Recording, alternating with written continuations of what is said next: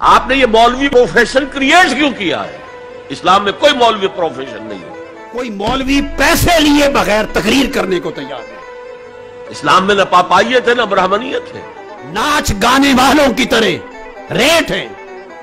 جس میں پیسہ ہے، جس میں عزت ہے، جس میں گلیمر ہے، جس میں اونچے کیریئر ہے. شرم نہیں آتی تمہیں کہ ٹکے ٹکے کے ساتھ خطبہ جمعہ بیچتے؟ آپ خود کیوں نہیں پڑھتے دین کو؟ ہر مسلمان کو اس قابل ہونا چاہیے کہ نماز پڑھائے. یہی وجہ ہے جب خاندان اچھے کھاتے پیتے لوگ اپنی اولادوں کو دین کے علم کے لیے نہیں بھیجیں گے تو غربت میں پسماندہ لوگ جن کے پاس بچوں کو پہنانے کے کپڑے نہیں، کھلانے کا کھانا نہیں ہے، جوتوں کے پیسے نہیں، روزگار کے پیسے نہیں، پھر وہ غربت زدہ لوگ اپنے بچوں کو بھیجیں گے اور وہ پھر آ کے علم حاصل کریں گے اور روزگار کے طور پہ دین کا علم یوز کریں گے. پھر دین کی تنخواہیں لیں گے امامت کی، پھر پیسے لیں گے. تو دین سارا غریبی میں سیکھا اور غریبی میں تنخواہوں کے ساتھ آگے سنایا. اس تبلیغ میں کس برکت کی آپ توقع کرتے ہیں؟ کیا توقع کرتے ہیں کہ ایسی تبلیغ سے کتنا انقلاب آ جائے آپ کے اندر، کتنی تبدیلی آ جائے؟ پھر آخرت کے نام پر دنیا کمائی جائے گئی اور کیا ہوگا؟ اور یہ اسی کا نتیجہ ہے. چونکہ دین کا علم نہیں دیا اور یہ ہلاکت اہل سنت ہمارے عقیدے میں، میرے عقیدے والے لوگوں میں زیادہ ہوئی. جس کو اٹھاؤ کوئی مولوی پیسے لیے بغیر تقریر کرنے کو تیار نہیں، دین کا علم دینے کو تیار نہیں. الا ماشاء اللہ کوئی کسی کو بلا لے.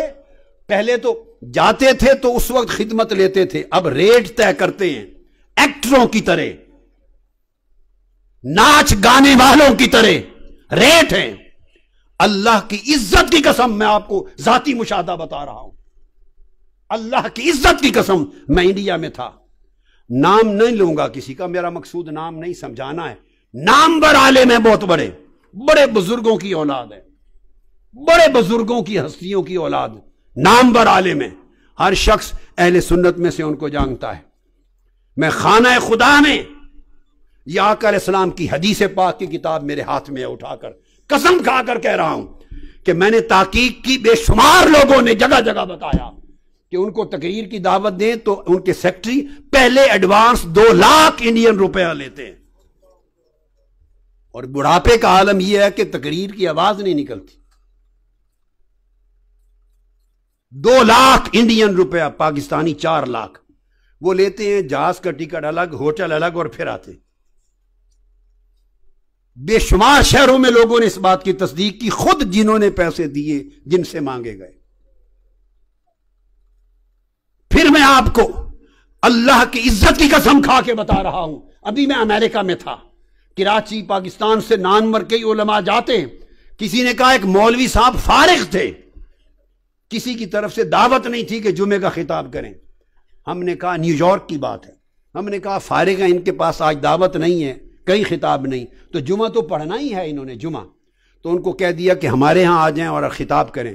انہوں نے کہا میں $1000 لیتا خطاب جمعہ کا. انا للہ و انا الیہ راجعون. کیا فائدہ اس عمل کے ساتھ؟ پگڑے رکھے ہوئے ہیں تمہارے سروں پر، امامے باندھے ہوئے ہیں، گلے میں پٹے ڈالتے ہو، عربی جبے پہنتے ہو، حضور کی سنت اور دین کا نام لیتے ہو، علماء کہلاتے ہو. شرم نہیں آتی تمہیں کہ ٹکے ٹکے کے ساتھ خطبہ جمعہ بیچتے ہو،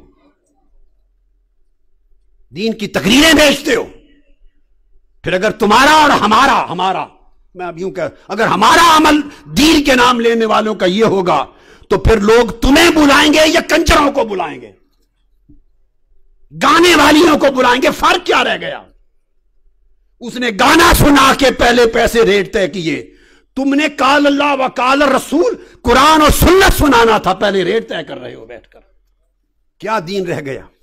اور یہ وبا ہمارے مسلک اہل سنت میں زیادہ پھیلی ہے. دوسرے لوگ بھی لیتے ہوں گے مگر اتنے گھٹیا، اتنا نیچے نہیں گرے ہوں گے شاید. اپنے پردے داری میں لیتے ہوں گے. آخر ہر کوئی زندہ ہے، ہماری طرح تو کوئی نہیں کرتا کہ نہیں لینا، اور شراب اور خنزیر کی طرح حرام کر دینا، اس طرح زندہ نہیں رہا جا سکتا. لوگ لیتے ہیں، لوگ ان کو عزت سے دے دیتے ہیں، جیب میں ڈال دیا، مانگتے نہیں ہیں، خدمت کر دی، تکریم تعظیم کے ساتھ کر دی. تو کچھ لوگ پھر کچھ رکھ رکھاؤ اور عزت رکھتے ہیں ادھر تو منگتے بن گئے ہیں، ریٹ طے کرتے ہیں. یہ علماء کا الا ماشاء اللہ یہ عالم. اور اب نعت خانوں کی یہ ہے کہ 4 لاکھ، جتنا بڑا نعت خان ہے پہلے ریٹ مانگتا ہے، اور پھر نعتیں سنا کے عشق مصطفیٰ کی بات کرتے ہو. شرم سے ڈوب مرنا چاہیے تمہیں. کون سا عشق مصطفیٰ کا جس رسول کی نعت سنانے کے لیے تم رات کو 2 لاکھ 3 لاکھ 4 لاکھ کا ریٹ لو. یہ خبر ہوگی مرنے کے بعد جب چہرہ آقا کا سامنے ہوگا، وہ کہیں گے بدبخت میری نعت پر پیسے مانگتا تھا، لوگوں سے ریٹ بناتا تھا.